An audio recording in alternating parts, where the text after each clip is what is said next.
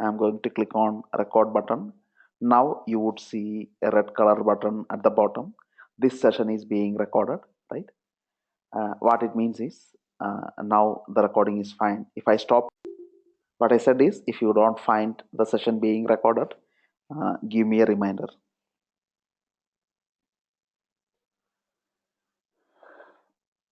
Right. So yeah, let us start. We will have an overview about what all topics we covered yesterday, right? What we did is we got a machine from AWS. I mean, I got a machine from AWS, and you all need to do the same thing. You also need to get a Linux machine from AWS and log into that Linux machine. Basically, what you get is a command line, nothing else, right? In Linux, when you log in, all you get is a command line. You need to run some command if you want to do some action, if you want to install a software, anything that you want to do on a Linux machine, it is through commands. You need to do that. And so what we had learned is what is the apt get tool and what it is being used for. Apt get is a utility used in Ubuntu servers for fetching the packages from remote repositories, downloading the packages and installing the packages in your Linux machine, in your Ubuntu server. So if you want to install any software, the syntax is going to be apt get space install space whatever software that you want to install. Give the package name. Then automatically the package will be downloaded from internet, from some repositories over the internet. It will download the package. Then it will install the package in the system. That's how the apt get works. So what we did is yesterday we installed a software called Apache. The package name is Apache 2. We install Apache 2 inside our Ubuntu server, which you got from AWS. And Apache is a web server, and you added a website to it. What was that website name? EC2, that right, that big name. And let me log into my AWS account.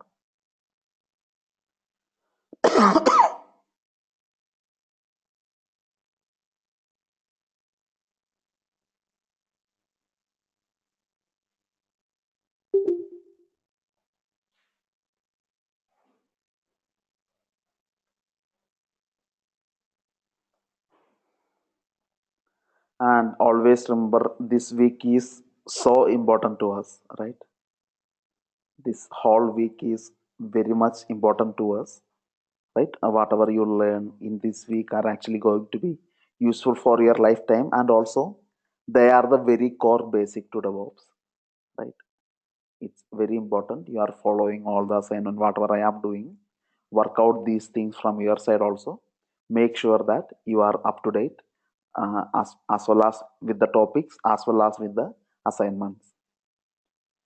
So today I would give you some of them, right? Right, so let me go to EC2 page.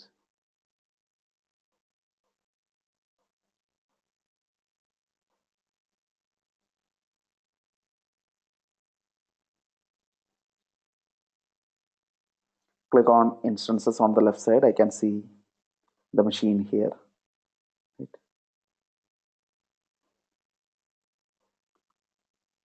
So go ahead, copy this.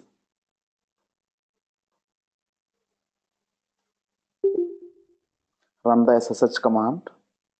If you are on a Mac, this is the command you need to run on Mac if you want to log into the remote Linux machine. In your case, if you are using Windows, the steps are different, and Sakshi and Srikanth, that video explains the steps, right?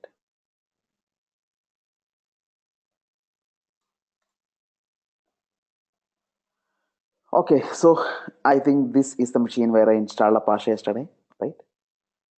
I can run this command. ps-ef is the command you can run. That would show you the list of running process. You can see Apache is running. If you see Apache in the output of this particular command, what it means is Apache is currently running inside your server. You are running this command inside your Linux machine, Ubuntu server. So if this command shows you an entry for Apache 2, it means that Apache process is running, right? And yesterday we have browsed this page in our browser, and it is giving you some static web page. And as you know, this is a website added to my Apache. What happened? I think this is not the machine. That's a different machine.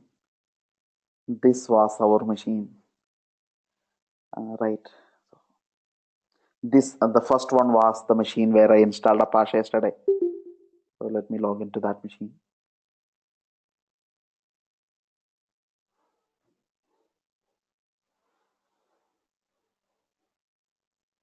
I will name it Apache.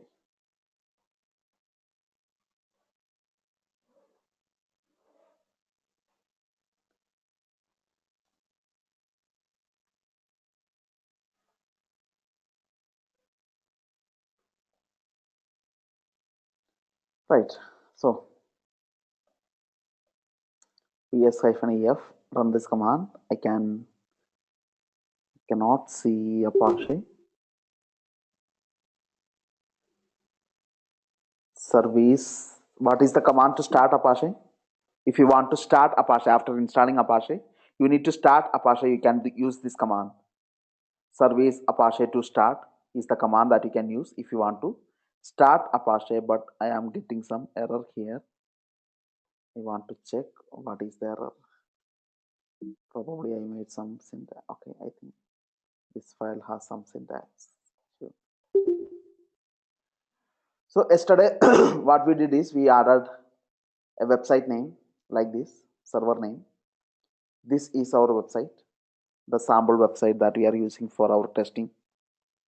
Var www.html is the folder inside Apache server that has the contents of this particular website, web content of that particular website. If you go inside that folder, you can actually see there's a file called index.html, and this is the exact file that you will see in your browser if you open the particular URL in your browser. So let me go ahead and do that. I'm going to open the URL in the browser. I can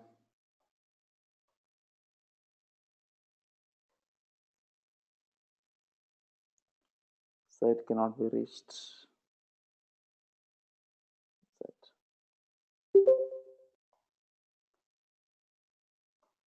Refused to connect. Okay, there is a reason actually. I know what is the reason. The reason is when you stop and start a machine in AWS, the IP address of the machine will change. This IP address will change. This DNS name will be updated. So the previous DNS name that we used yesterday become invalid. I'm going to go into my Apache configuration. I'm going to replace the old name with the new name. This was the old name. I want it to be replaced with the new name.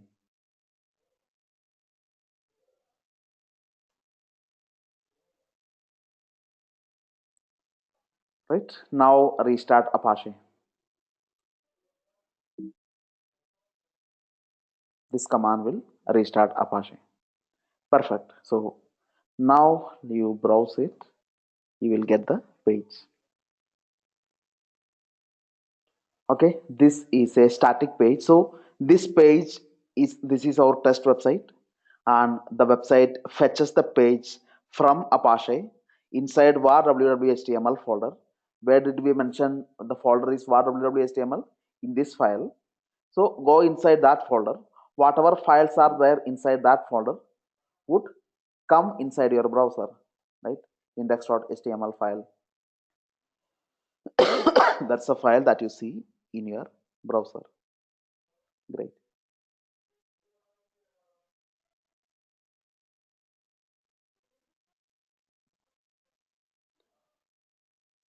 So yeah, that's it.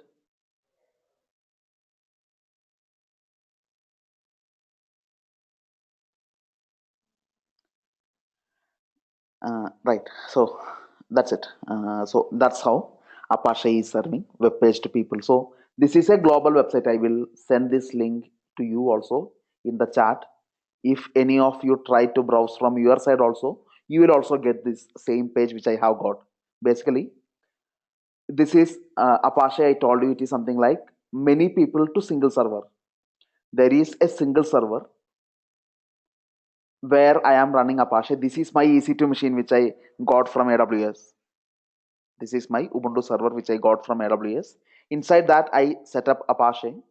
If anybody in the world tries to browse this URL, whether it is you or it is me, anybody in the world try to browse for this particular website, their request will come into this machine, my machine that I configured, and my machine will Apache running inside my machine will serve the web pages to people. And I told you by default, all of you connects to port 80 on my machine where Apache is listening on the same port. Apache can find the request and serve you the page. So in the var www.html folder, I can create more pages. Right? I have one index.html file. I'm going to create a new file called basil.html, and I'm going to create other files like test.html, anything, or test.txt also, that's also fine, right? This is a text file. So I can add any number of files inside this var www.html folder, and in you can browse for this file which I had put inside my machine. Basil.html would show you the content of basil.html. Test.txt would show you the content of test.txt. Text.txt. It is x. Yeah. So like this, I can see the content of the file. You also can do the same. So if I have a software or some file which I want to share with you, it's okay. I can put this inside this var www.html and I can send this URL to n number of recipients. I mean, that is not the purpose why Apache is being used for, but that works pretty well. All right, so we have seen how you can get a page from Apache. The next thing what we will see is, okay, let me talk about, think about a website, flipkart.com. And like I said, we will learn how you can register your own website, for example, basil.com. Then point your website into this machine.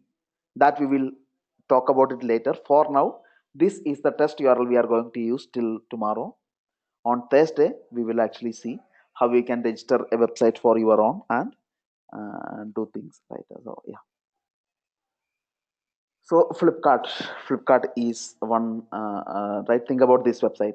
There are many applications, google.com, amazon.com. There are lots of web application out there in the world, which you are already using very regularly. So think about any such web application. And as you know, this is not only the static page they are providing to you, right? Maybe you open flipkart.com, what you get is a static page. Probably it is a already written page that is given to you. But that is not the case always. Let's say you click on the login button, then you provide your mail ID and password. Then they will check if your mail ID and password are correct. Then only they will let you log in. That you know. So, Padmaja, I would suggest you maybe not work while we are discussing, but we will see what is the problem. At the end, we will see.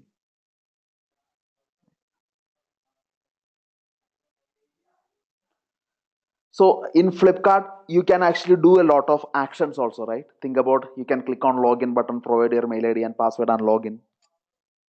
And you can, if you want to add a shopping cart, you can select the item that you want to purchase, then add it to the shopping cart.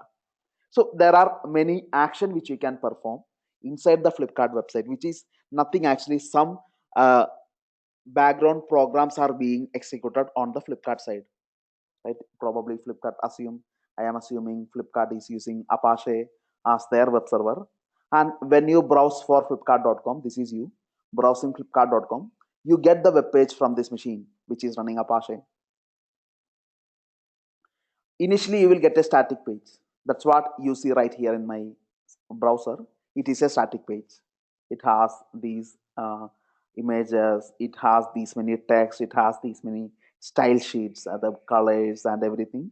So this is a static page. Assume this is a simple static page. Then I click on login button over here. Then I provided my mail ID and password. So how does Flipkart Apache machine would understand you are a valid user? You have a mail ID and password. It need to run some program. Basically, there could be some database where Flipkart would have already saved your mail ID and password. So Apache need to validate against this. Probably Apache need to run some program. This program will validate. It will check the username and password that you have entered. It will compare it with a running database. If it is looking good, then it will allow you, it will log you in. Otherwise, it would throw an error saying that password incorrect. So some program execution happens in the background. A similar case, I mean, I select a number of products and I create a shopping cart for myself, right? The creation of shopping cart would need some program to be running. Probably when you try to select a product, they need to run some program to check whether the product is available in the stock. If it is available, it again need to check if there are any running offers going on, then that offer you will get. So there can be a set of program you need to execute for any action which you want to perform on site inside flipkart.com website. So what I try to say is the responsibility of a web server is not just giving you a static page but also serving you with your request by executing some program in the background.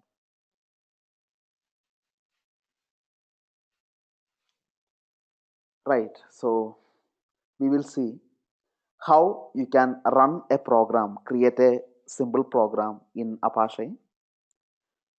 Inside this var www.html folder, I will write a simple PHP program. And then we will see how Apache can execute that PHP program, then give PHP pages, the program result, to the browsers. A very sample script, very small PHP script will make it working. So first I am going to write a PHP script. bi test.php. This is a PHP script I am creating. This is the syntax for PHP. You don't really need to worry about it, right? And just assume there is a function in PHP, PHP info. This is a function in PHP which will actually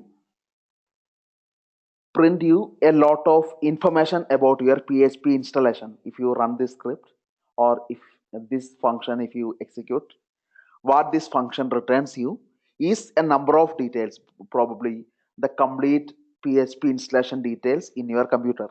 That's what this simple PHP script will do. You don't really need to worry about it, but just understand that this is a PHP script, valid PHP script. If you execute this script, you will get some output. And from a Linux terminal, if you want to execute a PHP script, the command is php space test.php. This is the command you can run on a Linux machine, which will execute this PHP script and print you the result. That's what it will do. Okay, let me tell you, PHP is currently not installed in my laptop, inside my EC2 machine. So if I run the PHP command, it will throw me an error, command not found. You need to install one of these below package if you want to get PHP. So what I want is, it's not this one of them I want the PHP server. So you can search in Google PHP Ubuntu package. You know how to install a package in Linux now. If you want to install any software in Linux, right now I want to install PHP. So if I want to install PHP, search in Google. First you find out what is the exact package name for PHP. PHP Ubuntu package, search in Google. You will find, take this one. Actually, this will also work, but it will install PHP 5 version. I want the latest one, so I'm going with the PHP option. The command is, what is the command you would use to install any package inside your machine? apt-get install space PHP. This is the command you will run on a Linux machine on a Ubuntu server. It does not apply to all Linux machines. It apply only to Ubuntu. If you run Ubuntu or any Ubuntu derived operating systems, this command will work. So apt-get install PHP. If you run it, it would show you, I'm going to install PHP. These are the packages going to be installed. Do you want to continue? Yes. And it will download the necessary packages and install PHP in my Linux machine, in my Ubuntu server.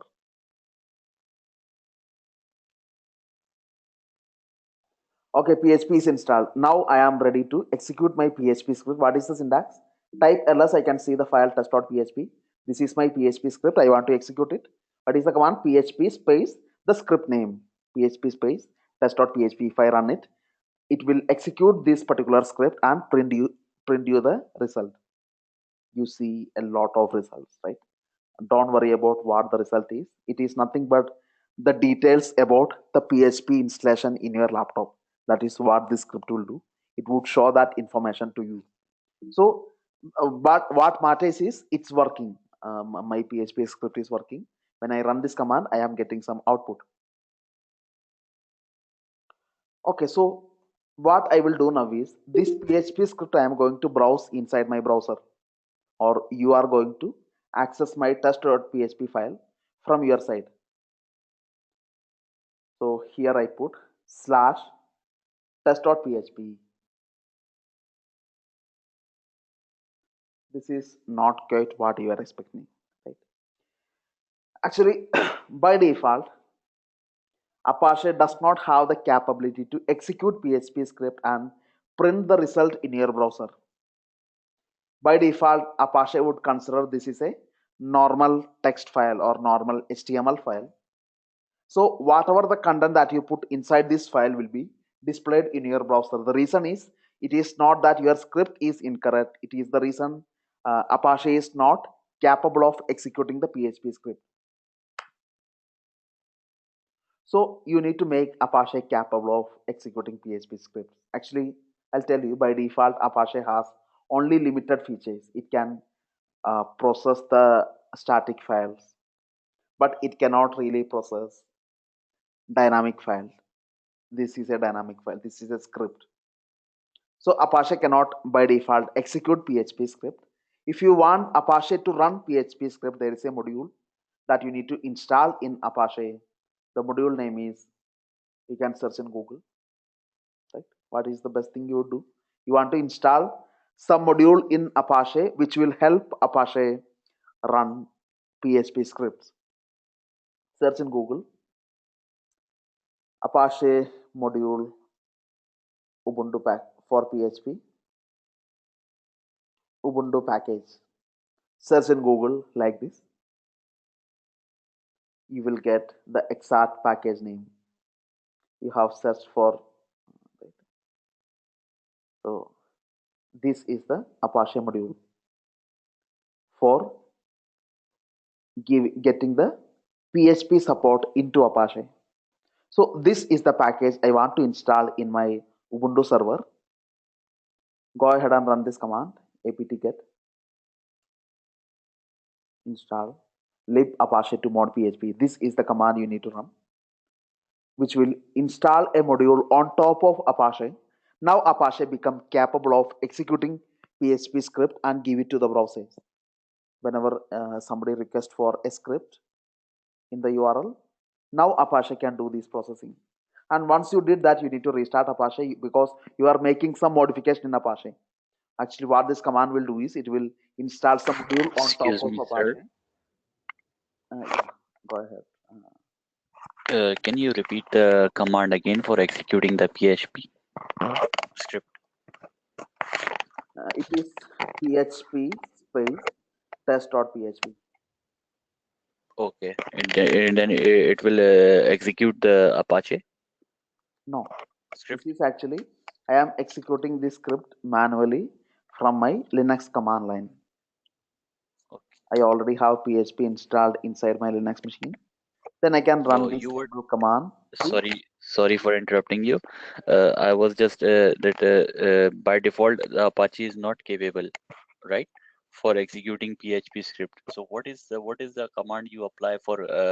What is the command you apply for executing the PHP script? This is I am executing manually. That's what I am Okay, telling. Right? okay, From okay, the Linux command line only, you can execute PHP scripts using this command, which is working. okay, This is not because of Apache it's working. It's because my Linux machine is capable of executing PHP script because I already installed this PHP command in my Linux machine. okay, That's why. But the same script, if I browse through Apache, the execution will not take place. It is just printing me the content of this particular file, not the script output. That is what I am trying to fix. For that, I want Apache to be installed with some module that would give make Apache capable of executing PHP programs when they are browsed. So I already did that. This was the right module which I wanted to install. Then I also need to restart Apache because I am making some change in Apache. I need to restart Apache. Service Apache to restart is the command which will restart Apache. So basically, whenever you install some module in Apache, you need to restart Apache. That's it. Now I am going to browse this URL again now. Let's see. Right? The same page now I browsed. What Apache did is Apache executed this file test.php and the result I got in my browser. Don't worry about the result, what the page it is, but the important thing is that Apache is able to give me the result of this script. Apache is now capable of executing this PHP program.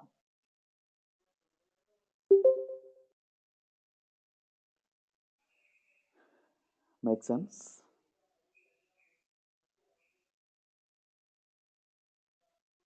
Okay, cool. Hey Manoj, I did not see you last two classes. Actually, we covered some very important topic. We are starting with Apache. I think you already know. Yeah, actually, I missed the classes, and do me a favor. Is it possible to send me the link for all the videos right from the first class till today's class? I thought you already have access. Yesterday I got the link, but I was not able to download it because I thought I will try to do yesterday class, but that didn't But at happen. least you can watch it online, I think. Yeah, but I don't have the videos. So if I get the videos, at least I will spend time I on will myself check and that with, actually, I mean, I'll check with Raj. I need to talk to Raj. okay. When Yeah. Yeah.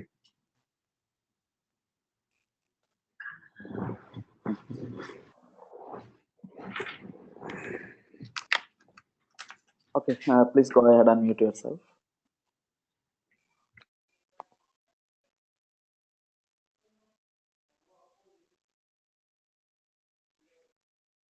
All right, so that's what Apache is. Now do this.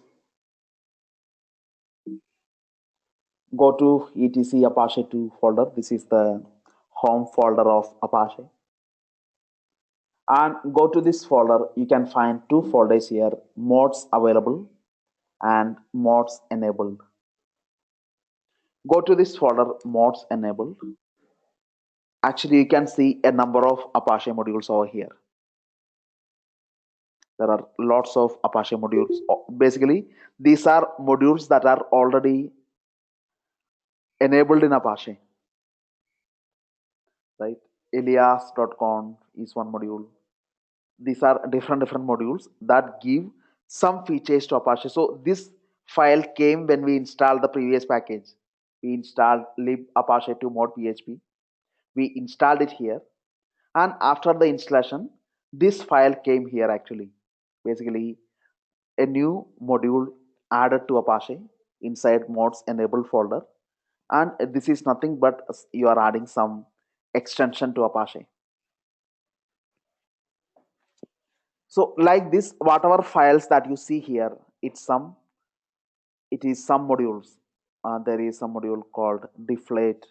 If Apache want to do some caching, sometimes people are browsing a lot for a given web page. Test.php, a lot of people are browsing.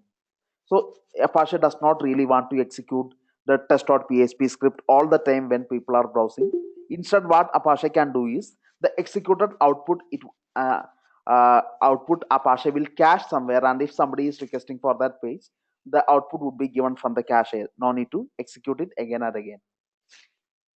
So Apache by default, it is not capable of doing such kind of caching unless you install Apache with these modules. And also, let's say sometimes you want to protect some of your web page. Let's say if somebody browse for your web page, first it will ask for a username and password. You need to provide the username and password, then only you will be able to log in. So you want to set such kind of restriction to your Apache page. Then there is a module in Apache called auth basic. This is a module, if you install in Apache, you can configure such kind of authentication from people. People need to enter a username and password if they want to see a page. Whenever they browse for the particular URL, they will get a username and password access. So they need to enter the username and password, then only they would be able to log in. This is actually today's assignment. You need to enable the password authentication for this page. I will talk about how to do that. I know that many of you are completely new to Apache. So I would just give you the guidelines, what you need to follow to complete this assignment, but do complete these assignments. We will talk about it at the end. What is excuse me, sir? Can I talk? Yeah.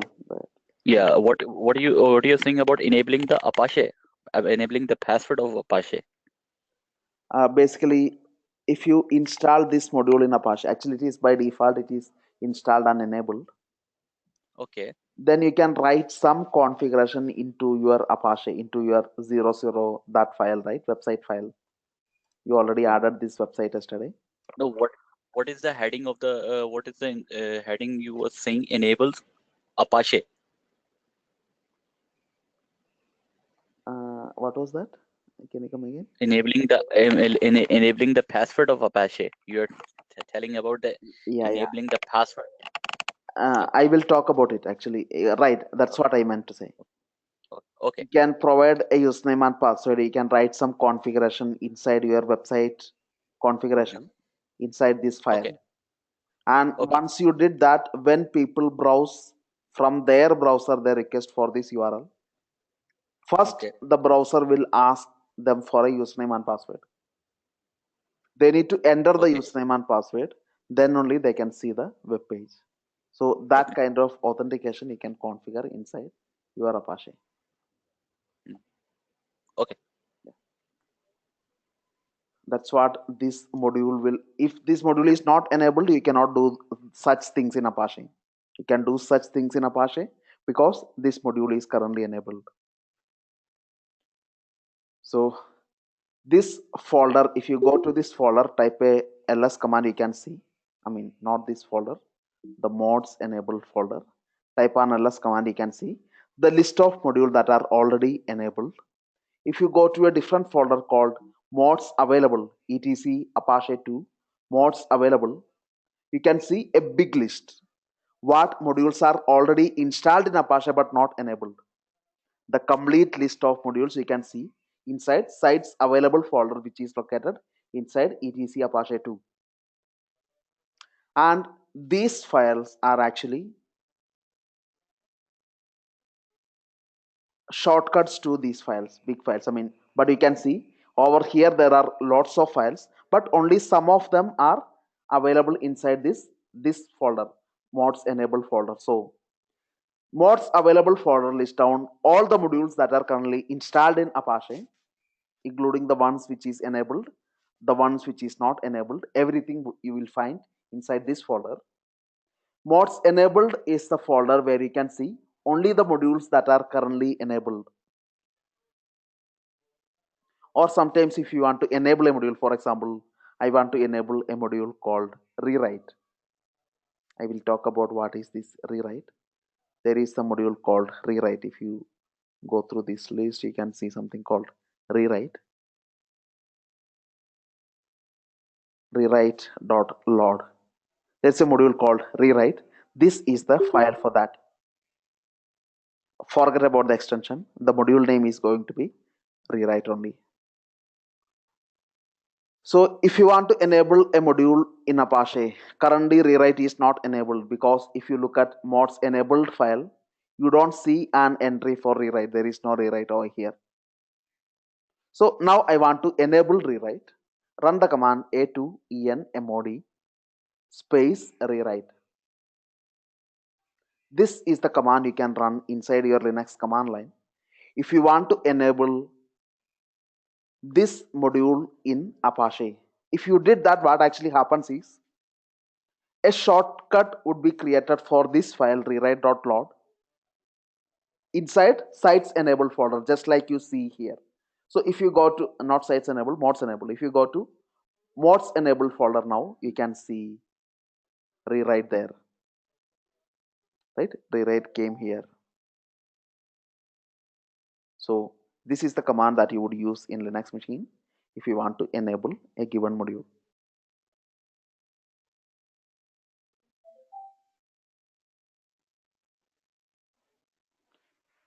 Perfect. So that's just wanted to show you. And today I would give you some assignment for some rewrite and some auth basic to do something on Apache.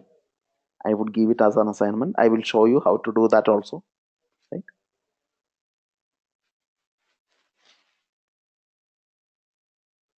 So do one thing, take a short break of 5 minutes and we will continue in 5 minutes.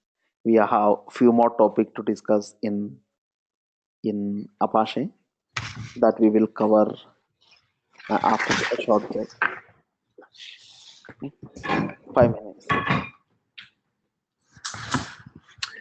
Hey, Basin. Manoj. Hello. Hi, Manoj. Hello. I can hear you. Manoj.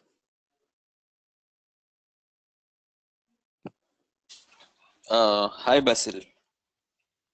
Hi. Hi, See, Balram. see, today what I've done is like I've created this AWS account actually in my office. All right. So, is my audio? I mean, voice is audible? Yeah, you are. Okay, so now we will see a PHP application, right? It's a single PHP script that you had executed. Sorry. It's a simple PHP script that we had executed through Apache. Now you know that Apache now became capable of running the PHP scripts, which is good. Now let's think about a full PHP application that has lot of script. It's like a website like Flipkart or Google. Let's think about a website that you want to set up on this URL. If you browse it, you can see the list of page. You can click on some link. It will take you to that particular page, right? Then you want to add some command into the post. You can add some command. The command would be pasted. If you want to log in, there's a login button you can click on, then you can log into the website. So a application where you can do several things. It is basically a combination of a lots of programs is what a web application is. We had I think we never talked about a web application. Flipkart is a web application, or Google is a web application. It's a type of software which is available to you on web. You can browse the application through an HTTP URL. Such applications are called web applications, right? So a typical web application will have a lot of programs, right? Think about Flipkart. There would be a lot of program this web application will have, and it will need a web server like Apache or Nginx. There are different web servers available in the market. Apache is the most popular one. Nginx is also a very popular one, right? Like this, one of these web server are required if you want to serve this web application to people, right? And Apache we already had covered.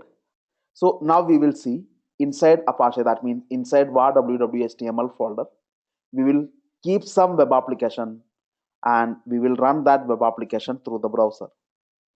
We will access the web application through the browser. So I'm not a coder or anything. I mean, none of you are. I mean, you don't really need to focus on the coding part of the application. Typically, that is the developer's job. They are the one who develop the web application.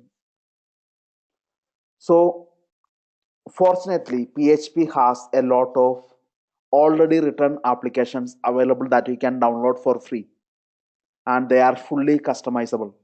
They are called PHP framework. PHP frameworks.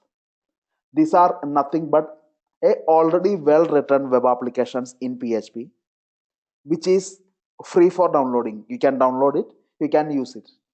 It's absolutely free. So we are going to talk about such an application. It's WordPress. There is a application called WordPress. It is a very popular framework. A lot of people has their website running. For example, the TechCrunch, I think. TechCrunch. Like there are many websites that uses WordPress as the front page. So what they do is they will download this WordPress from internet. It's a provider. I mean, you can go to wordpress.com, download, and from there you can download this WordPress, the source code. You can put that into your Apache var www.html. Then you can do a lot of customization. You can change the theme, you can change the coloring, you can change a lot of things. Most of them you can do it without doing any kind of coding. You can do just by clicking some button and making some changes from some admin dashboard, which we will see. So you can custom. It is highly customizable framework, is what PHP frameworks are, and WordPress is one of the most popular one. This TechCrunch website is also it is in WordPress.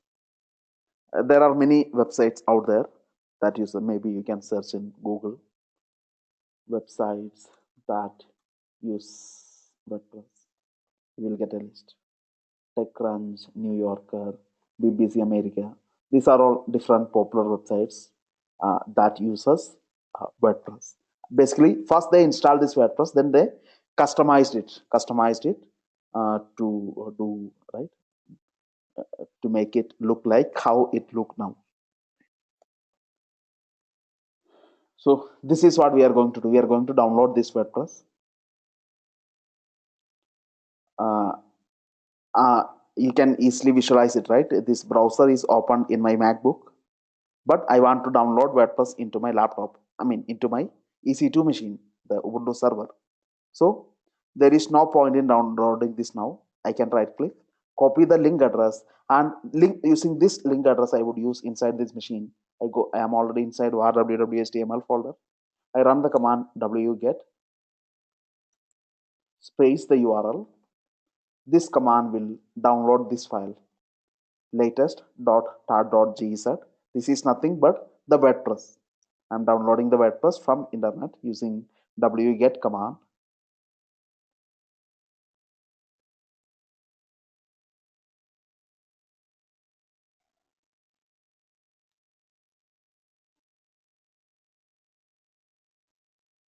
It's downloaded.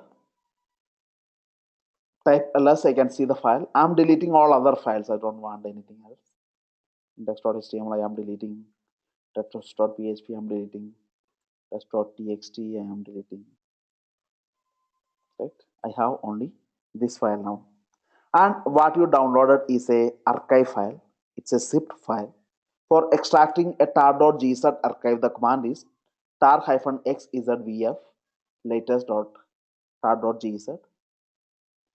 It will extract the application into this particular folder, WordPress folder. If you go inside the WordPress folder, I can see list of PHP script and everything. Right?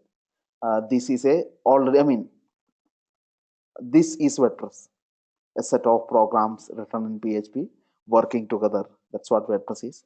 So right now, my website files are inside WordPress. So if I have to browse for the WordPress page, how will I browse it?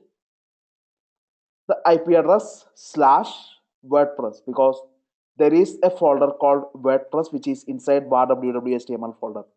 So if I have to access anything like var www.html, I can simply browse for this URL and it would show me what are the content inside var www.html.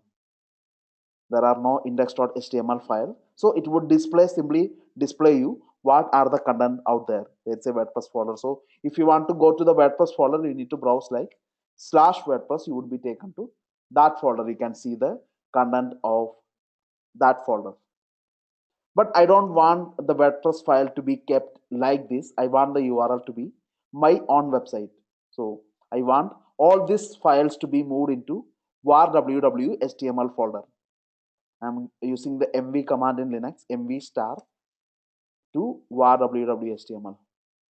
I want all the files to be moved into var www.html, making sure that nothing is left here. ls-a command give me an empty list.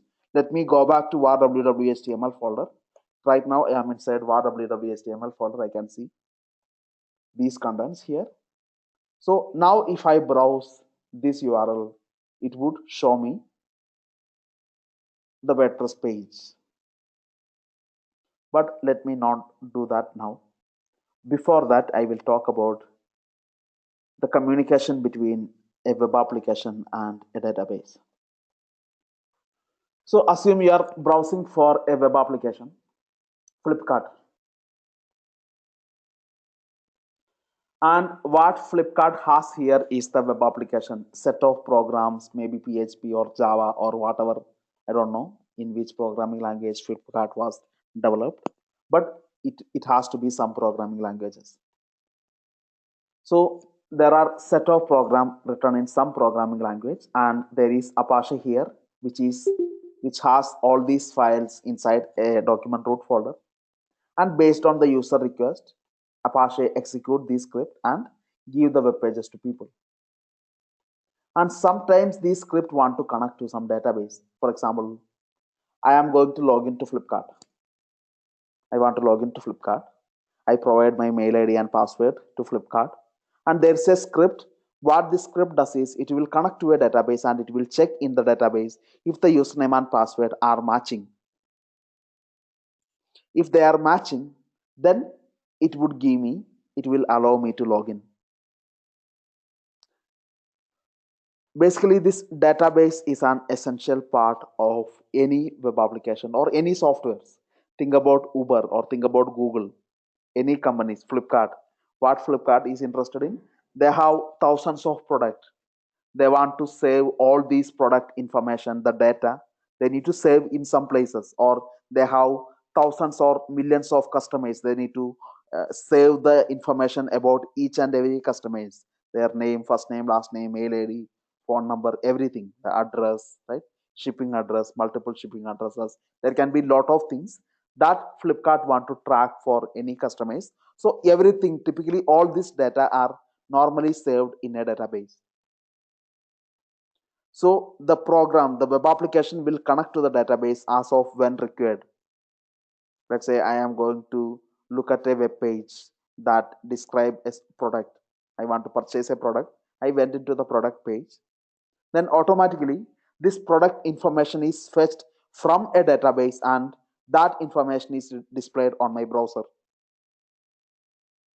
So what I'm trying to say is the web application need to frequently connect with the database, write data into it, or read data from it. It's mandatory for every web application to have a database for saving the data, not running the program, saving the data. So program is what part of web application. Data would be typically saved in a database.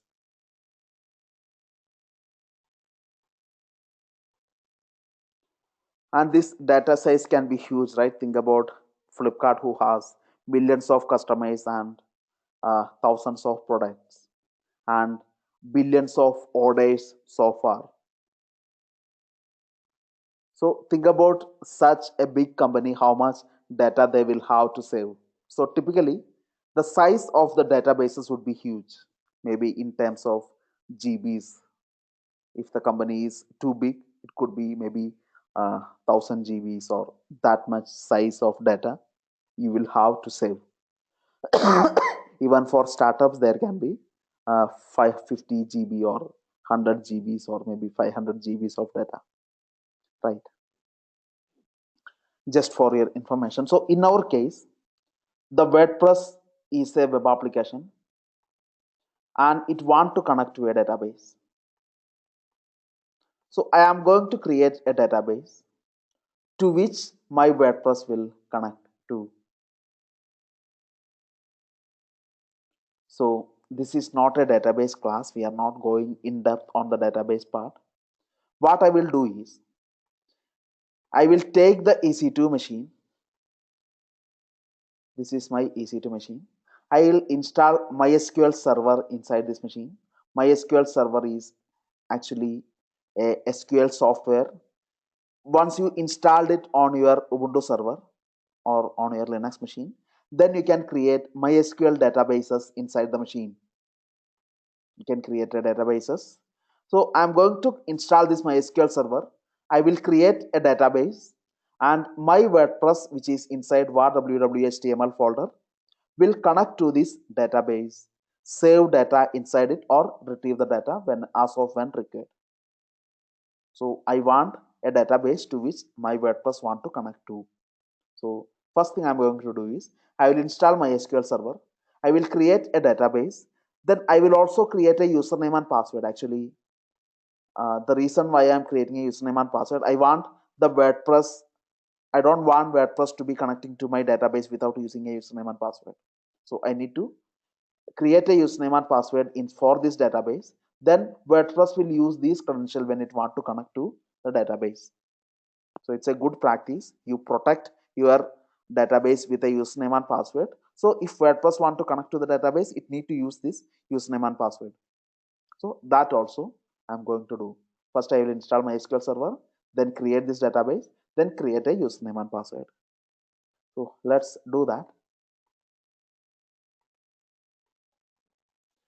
So you want to know the package name. You want to install MySQL server, but you don't know what is the exact package name that you want to install. What do? Search in Google, right? Whatever package, whatever software you want to install in Ubuntu, you can get the package name if you search in Google, something like MySQL Ubuntu package. You want to know what is the Ubuntu package for MySQL? It's MySQL server. I'm going to install MySQL server. What's the command? apt get install Ubuntu server. If you run it, MySQL server will be installed on your Ubuntu server. Now Linux is getting pretty interesting, right? Actually, it's very easy once you started with it, right? It's not so installing the software is as simple as running the simple command, right? Any software, 99% of the softwares. Yeah, so that's it. MySQL server is installed. Now what I want to do is I want to create a database. So I am inside my Linux command line. From the Linux command line, I need to connect to a MySQL prompt. Actually, first I need to connect to a MySQL prompt where I can execute some SQL commands. If I want to create a database, there's a command called create database. Then there's another command called create create table, create user. So first I need to connect to a command prompt of MySQL. For that, run this command from your Linux terminal. The command is MySQL -u root -p. Then it will ask you for a password. So basically, I want to connect to the MySQL prompt, MySQL command prompt with the username as root and password as whatever password that I had set for the root. Actually, when I install MySQL server using apt-get command, I got a pop-up where I had to enter the password, right? The password that I had entered is nothing but the root password of MySQL. Using that password, I want to connect to MySQL prompt. So run this command from your Linux terminal. It will ask you for the password. Enter the password, whatever password that you had provided during installation. You are connected to the MySQL prompt. There's a command called show databases that would show you the existing databases. Don't worry about, there are 4 of them already. I want to create a new database to which my WordPress will connect to. So the command is create database WPDB. I'm going to create a database called WPDB. It should end with a semicolon. Every command should end with a semicolon in SQL. So I created this database. Now you run the command show databases. I can see the new database that I have created. Now I am going to create a username and password. I want to protect this password, this database with a username and password. If anybody want to connect to this database, first they need to provide a username and password. So I am going to set a username and password for this database. Grant all privileges on which database I want to give privileges. WPDB dot star. That means there can be multiple tables inside this database. All the tables. Star means all. Grant all privileges on WPDB dot star to WP user, the username, @ localhost identified by password. Let's say DevOps 12345. So run this command. What this command will do is it will create a user called WP user with a password DevOps 12345. So your WordPress can connect to this database WPDB using this credential. This is the username and this is the password.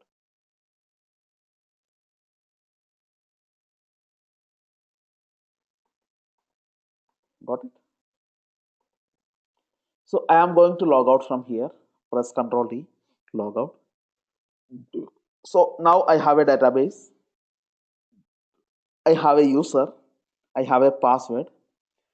The localhost indicates that both the WordPress and the database are on the same computer. It is actually, right? You have, this is your EC2 machine running Ubuntu operating system, and inside this machine you have downloaded WordPress into var www.html folder. Then on the same machine you install MySQL server and created this database. So both are on the same machine. So that is what indicated by localhost. Localhost means same machine. All right, so my database is ready.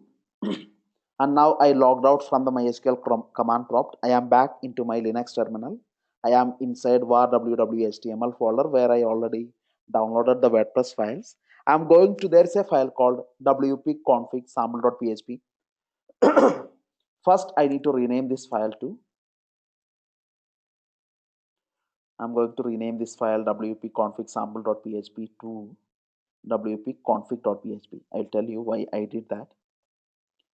So now you type ls, you can see wp-config.php.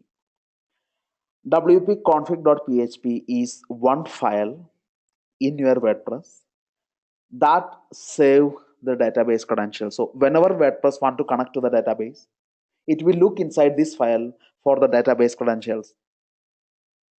So Initially, you will not find the file wp-config.php, but there will be a file called wp-config sample.php. Rename that file to wp-config.php. Then inside this file, provide the correct database credentials. I'm going to open this file wp-config.php. Open it. You can see the details here: db name, db user, db password, db host. You know all this information. What is the database name that you have created? wpdb. What is the username that you have created? It is wp user. What's the password? DevOps12345.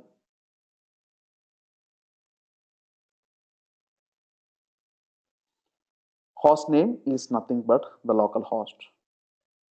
Save this information in your wp-config.php file. Now you are done. Basically, you told WordPress that these are the credentials you need to use if you want to connect to the database. I provided that information to WordPress by putting that information inside wp-config.php file.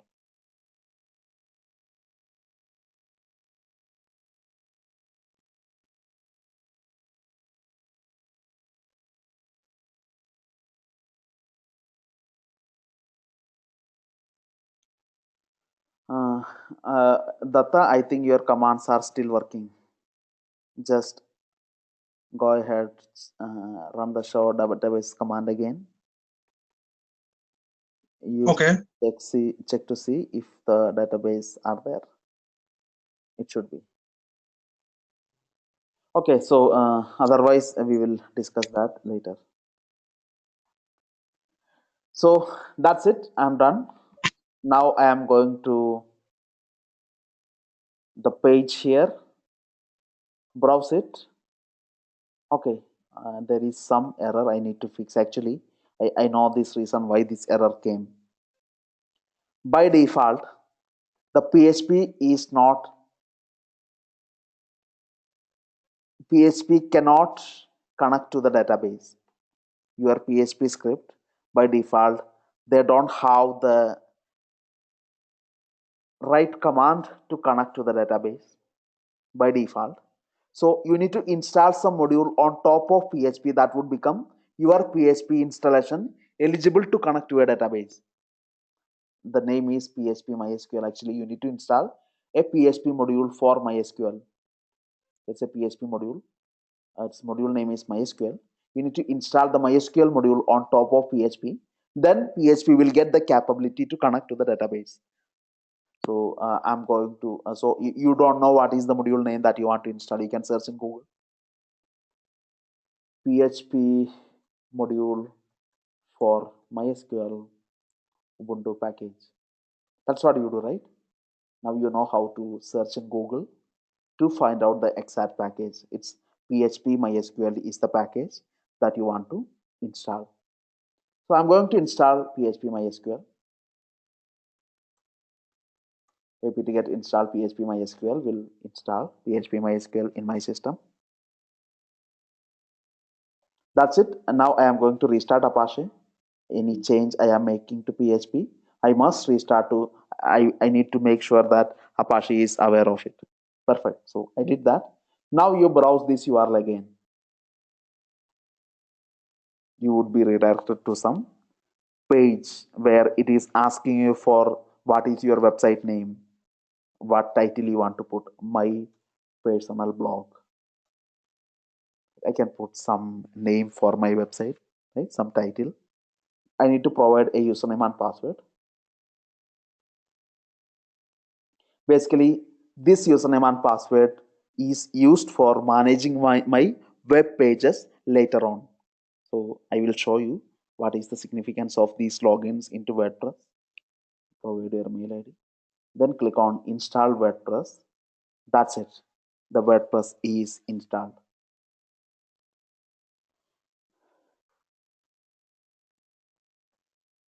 And now you browse for this URL, your website. You can see the web page. This is your WordPress website. and there is already some page here. If you want to add some new page, or if you want to change this header image, or you want to add some menu, right? Anything, or you want to change the entire theme of the website. So anything, any customization that you want to do for your website, you can actually log into a WP admin page at this URL, your website name /WP admin. At this URL, you can log in. If you click on login button, you would be automatically redirected to the same login page. Or you can browse for this URL.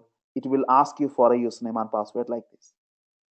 Provide the username and password, whatever that you had given during the WordPress installation, Basil and DevOps 1, 2, 3, 4, 5. Click on login button. Then you are automatically logged in. If you click on the post on the left side, you can see what are the posts which are already there. There is something called Hello World. That is exactly your website displays here. Hello World. I want to add a new web page. I can click on add new button here. Give it some name. Let's say my travel experiences. Right? Some new page I am adding in my blog. So I put some lines, right? Just like you would do in the plain text. If you want to make one of these a heading, you can select it and mark it as a heading, right?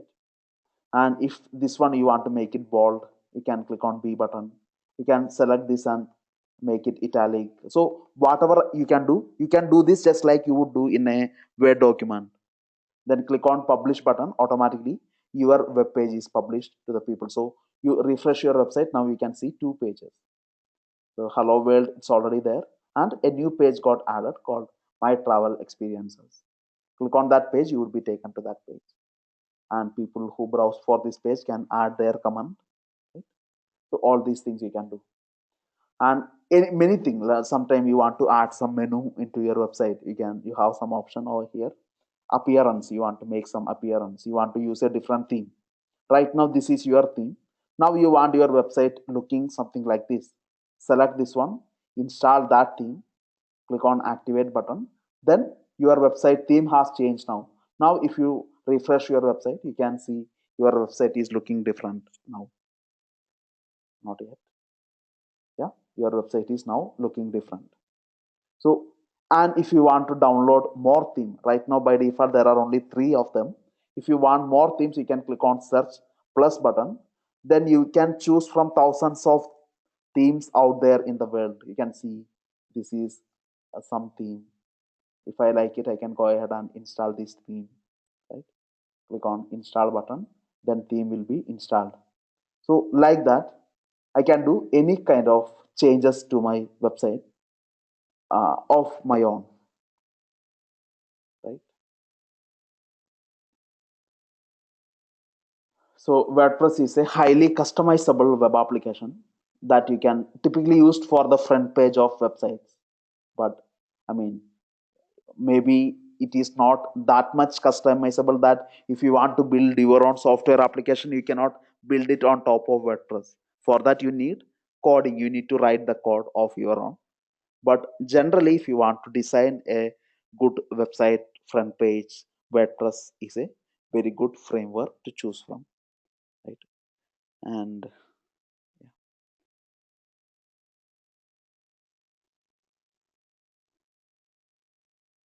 my screen is delaying. Okay, I'm not sure. I didn't know. Yeah, fine. So we are done with today's class, and I know we covered little more things today. Watch the video again once again because right, these are kind of new to you. So you need to change the directory index so that index.html would be replaced with test.html. I mean, by default, Apache need to take test.html file. So today, excuse me, sir, can I interrupt? Go ahead. Yeah. So today's assignment is just we have to change the directory of the index for Apache. Yeah, I'm coming to that. Basically, what I want is if somebody browse for your website, they should see the content of test.html instead of index.html. The default behavior of Apache you want to change. So the reason why Apache behave like this is because there is some parameter called directory index in Apache. Through this parameter, Apache already points index.html as the default index file. If you change this parameter, change this directive in Apache, replacing index.html with test.html, then test.html will become Apache's preference. That's what you actually need to do. So for solving that, or you can search in Google what is directory index in Apache. Directory index Apache, you will get understand what is this. Directory index is a set of list of resources to look for when the client request does not specify a file name. So how do you change that? You search in Ubuntu, search for Ubuntu also. You will get a number of tutorials where you can go into. You can see where exactly you can do such changes. There's a file called etc apache 2 mods enabled. Inside this folder, there's a file called dir.conf. And inside dir.conf, you will have something called directory index.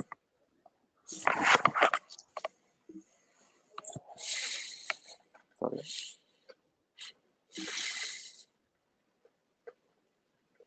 Don't make notes better, don't make notes. Just search yourself in Google and find it out. Right? This is the place where you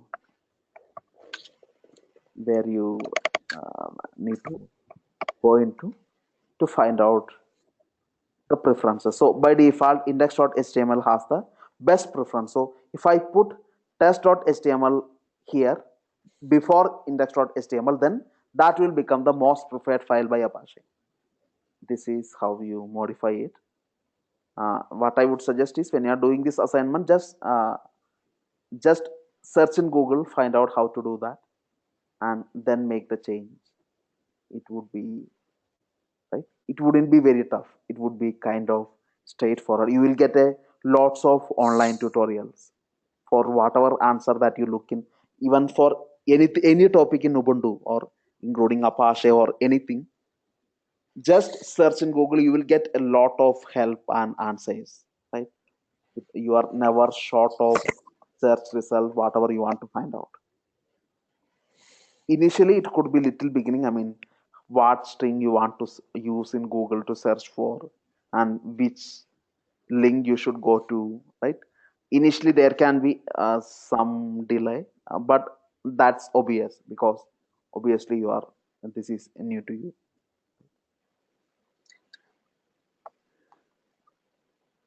It will go. That's what I try to say.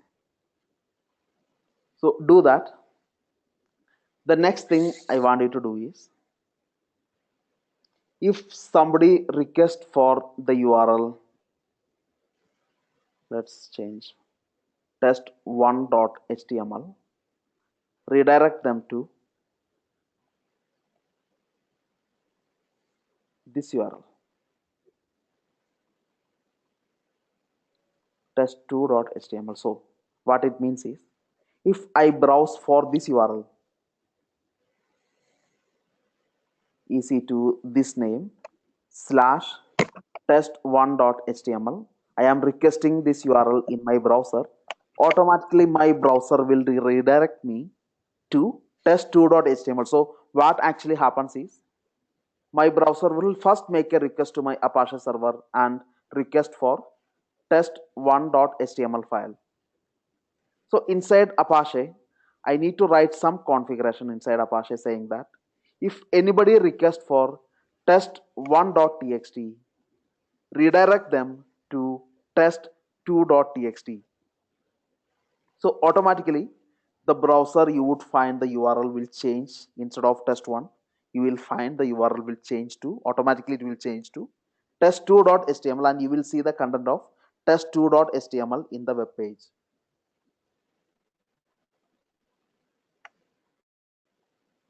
So what you need to do inside Apache is there is a module called rewrite, rewrite. It's a module called rewrite. You need to enable this module in Apache first, because by default Apache is not capable of performing such kind of redirection. You need to install this module so that Apache would become capable. That is the first step that you want to do. Enable that module in Apache. How you will do that? First, go to the mods available folder. Check if the module is already available. If it is available, actually it is available. We have seen that. Rewrite over here.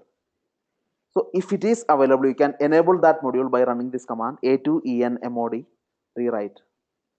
If you run this command, in my case I already ran this command.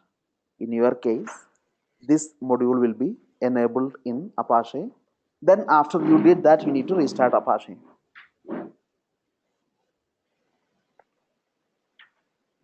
So do this 2 assignment.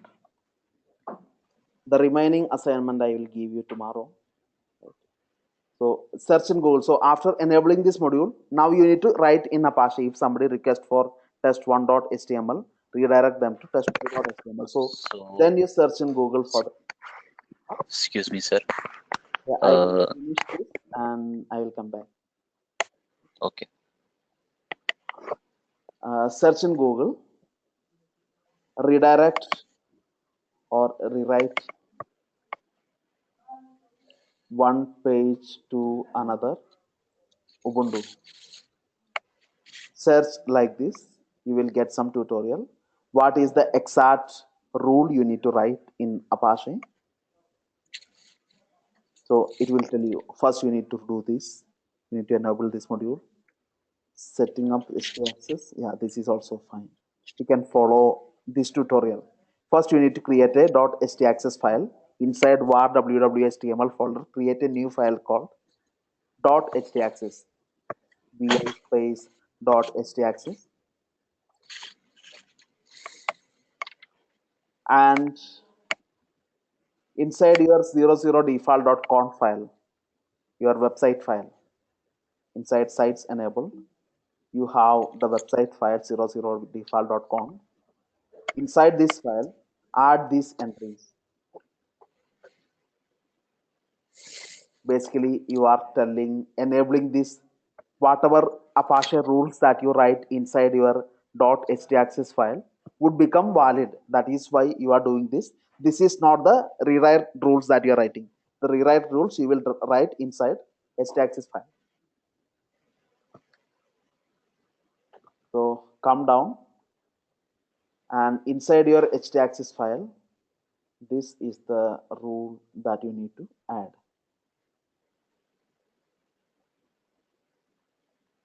These 2 lines you need to put. First line is rewrite engine on. Second is rewrite rule to rewrite the first page to the second page. Test1.html here, test2.html here. And you need to restart Apache because you made some modification inside this 00 default conf file. So you have to restart Apache. Then only the change will take effect.